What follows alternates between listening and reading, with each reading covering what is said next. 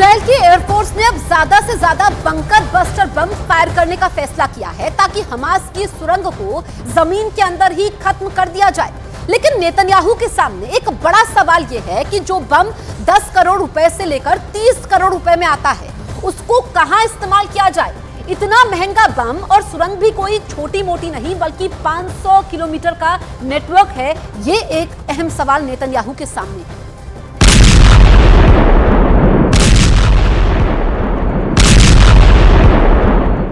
Hamas की सुरंग का नेटवर्क कहां तक फैला हुआ है, इसके बारे में इजराइल की खुफिया एजेंसी मोसाद तो पहले ही पूरी तरह फेल साबित हो चुकी है। वैसे हमास की सुरंगों के नेटवर्क को खत्म करने के लिए इजराइल की एयरफोर्स 3 तरह के बम इस्तेमाल कर सकती है और नेतन्याहू के ऑर्डर पर यह कोशिश लगातार कर भी रही है। इजराइल हमास की जंग दिन बर दिन और ज्यादा भीषण होती चल रही है। 2 हफ्ते से भी ज्यादा का वक्त इस जंग को अब तक बीत चुका है। हमास पूरी तैयारी के साथ इजराइल पर उसने चढ़ाई की, लेकिन इजराइल के पास भी पूरी तैयारी थी। इजराइल के पास 3 तरह के बड़े बम हैं जिनका जिक्र हम यहां पर करेंगे और आपको समझाएंगे कि आखिर ये बम कितने शक्तिशाली हैं। सबसे पहले आपको दिखाते हैं इजराइल का GBU-28 बंकर बस्टर बम। ये एक ऐसा बम है जो कि 6 मीटर मोटी कंक्रीट की परत को पार कर सकता है और उसके बाद जो धमाका होता है वो सबसे ज्यादा विनाशकारी होता है। ये सुनकर कोई भी दुश्मन और गहरी सुरंग यहां पर बनाना चाहेगा। तो आप समझिए, जो पहला इसके पास जो बम है ये बंकर बस्टर बम है, जो कि पृथ्वी की सतह से अगर बहुत अंदर तक भी कंक्रीट की मोटी परत वहां पर होगी उसको भी नष्ट कर सकता है। तो उसका भी तोड़ यहां पर हाजिर है, क्योंकि इसके अलावा एक और बम है, इसका नाम है GBU-72, जो 30 मीटर मोटी कंक्रीट को भेद सकता है और उसके बाद इस बम का ब्लास्ट होता है। किसी भी दुश्मन की रूह यहां पर कांप जाएगी, तो मुमकिन है वो और गहरी सुरंग यहां पर बनाएगा।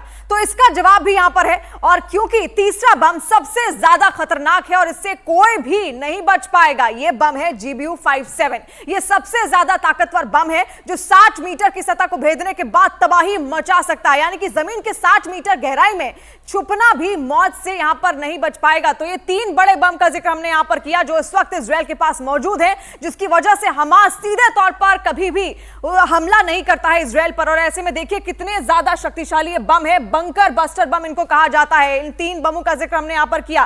पृथ्वी की सतह से कितना भी अंदर क्यों ना हो, कितनी भी गहराई पर क्यों ना हो, लेकिन ये उसको पूरी तरीके से नेस्तनाबूद कर सकता है, टारगेट को नष्ट कर सकता है।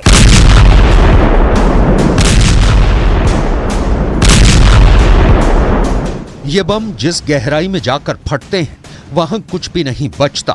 मिसाल के तौर पर जब 30 मीटर की गहराई में किसी सुरंग में 1000 किलो विस्फोटक फटेगा तो अंदाजा लगाया जा सकता है कि कैसे पूरी सुरंग एक बार में ढह जाएगी और वहां छिपा दुश्मन कितना भी शातिर क्यों ना हो वो मारा जाएगा। लेकिन इजराइल के लिए सब कुछ इतना आसान नहीं रहने वाला। उसके पास चाहे जितने बंकर बस्टर बम हो, लेकिन हमास की सुरंग भी ऐसी हैं जिनका नेटवर्क और जिनकी गहराई अब भी इजराइल के लिए बहुत बड़ा चैलेंज बनी हुई है। गाजा में चाहे ऊपर बड़ी बड़ी इमारतें ढाही जा रही हैं, रिहायशी इलाके पूरी तरह मलबे वाला कब्रिस्तान बन चुके हैं, वहां जमीन के नीचे हमास का जाल ऐसा फैला हुआ है कि उसका बाल भी बांका करना नेतन्याहू और उनकी फौज के लिए पसीने छुड़ाने जैसा होगा। गाजा के इस मैप पर आप हमास का टनल नेटवर्क देख सकते हैं। गाजा के अंदर ये नेटवर्क 500 किलोमीटर का बताया जाता है और कई जगह ये सुरंग 500 फीट की गहराई में है, यानी सतह से करीब 150 मीटर नीचे। ये इतनी गहराई है जहां पर कोई बंकर बस्टर बम नहीं पहुंच सकता। इसलिए नेतन्याहू को सुरंग नेटवर्क को तबाह करने के लिए बहुत सटीक इंटेलिजेंस चाहिए होगी और ये काम मोसाद ही कर सकता है। इजराइल की सैटेलाइट नेटवर्क को भी अब तक इस नेटवर्क को पता करने में कोई कामयाबी नहीं मिली है।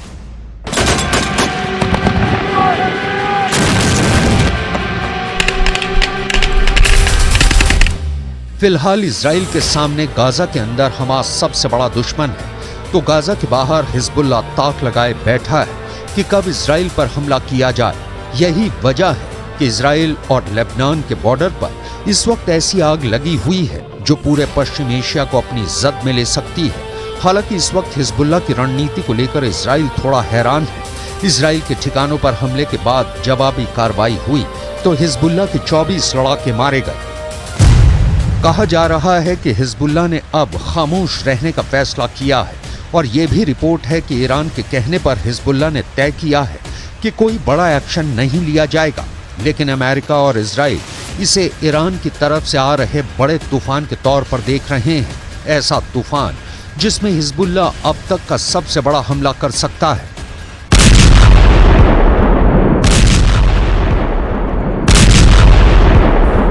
इससे पहले हिजबुल्लाह कई वीडियो जारी कर चुका है जिसमें यह मैसेज दिया गया है कि उसका अटैक ऐसा होगा जो इजराइल रोक नहीं पाएगा।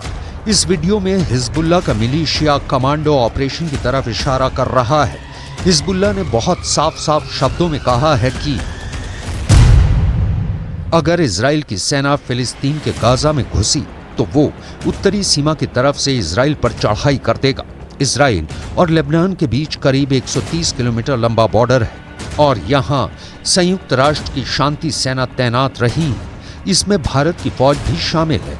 इस वक्त इजराइल को गाजा से ज्यादा इस बॉर्डर की टेंशन है, क्योंकि अगर इजराइल गाजा में घुसा तो हिजबुल्लाह उत्तर की तरफ से इजराइल से हमला बोल देगा। एक हफ्ता बहुत खूनी बीता, लेकिन अब जैसे इजराइल और लेबनान का बॉर्डर ठंडा नजर आ रहा है, क्या ये वाकई बड़े तूफान से पहले की बड़ी खामोशी है?